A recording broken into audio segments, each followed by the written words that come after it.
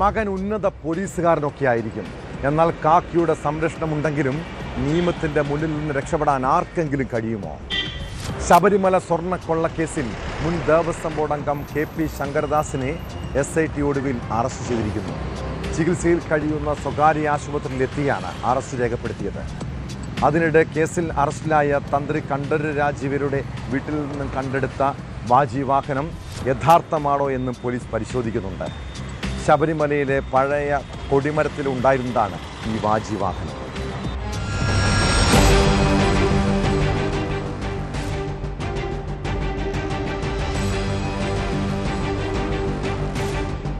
ചികിത്സയിൽ കഴിയുന്ന തിരുവനന്തപുരത്തെ ആശുപത്രിയിലെത്തിയാണ് KP ശങ്കരദാസിനെ SIT അറസ്റ്റ് ചെയ്തത്.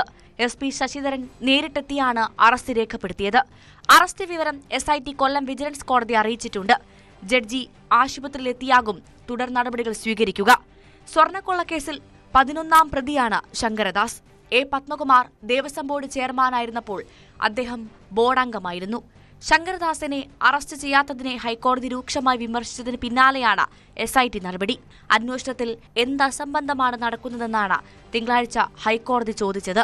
മകൻ പോലീസ് ഓഫീസർ ആയതാണോ അറസ്റ്റ് വൈകുന്നതിന് കാരണമെന്നും കോടതി ചോദിച്ചിരുന്നു.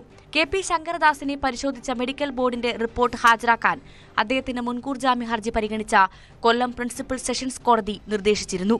ആശുപത്രി രേഖകൾ സമർപ്പിക്കാൻ സമയം വേണമെന്ന് പ്രോസിക്യൂഷൻ കോടതിയെ അറിയിച്ചതിനെ തുടർന്ന് ജാമ്യാപേക്ഷ പരിഗണിക്കുന്നത് വെള്ളിയാഴ്ചത്തേക്ക് നീട്ടി. എന്നാൽ രാത്രിയോടെ SIT അറസ്റ്റിലേക്ക് കടക്കുകയായിരുന്നു.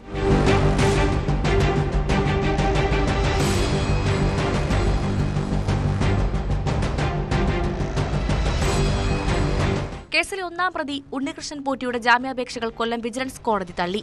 പോറ്റിക്കെതിരായ തെളിവ് ശേഖരണം തുടരുന്നുവെന്ന് പ്രോസിക്യൂഷൻ കോടതിയെ അറിയിച്ചു. 3 മാസമായി ജയിലിൽ തുടരുന്നുവെന്നും ജാമ്യം അനുവദിക്കണമെന്നുമായിരുന്നു പ്രതിഭാഗം വാദം. എന്നാൽ ഇനിയും തൊണ്ടി മുതൽ കണ്ടെടുക്കാനുണ്ടെന്ന് SIT കോടതിയെ അറിയിച്ചു. ഇത് അംഗീകരിച്ചാണ് ജാമ്യ ഹർജി തള്ളിയത്.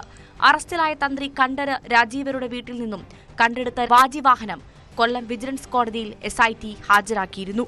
സ്വർണ്ണക്കൊള്ളക്കേസിന്റെ ഭാഗമല്ലാത്ത കോണുകളിൽ നിന്ന് ചോദ്യങ്ങൾ ഉയർന്ന സാഹചര്യത്തിൽ ഈ വാജി വാഹനം യഥാർത്ഥത്തിൽ ഉണ്ടായിരുന്നത് തന്നെയാണോ എന്ന് പരിശോധിക്കാൻ SIT തീരുമാനിച്ചിട്ടുണ്ട്.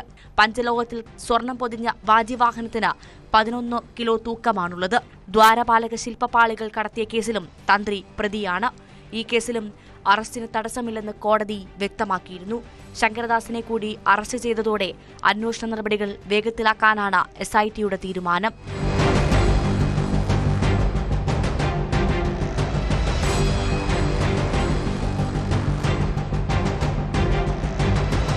ന്യൂസ് 18 തിരുവനന്തപുരം. കൂടുതൽ വാർത്തകൾക്ക് news 18 Keralam YouTube channel subscribe ചെയ്യുക.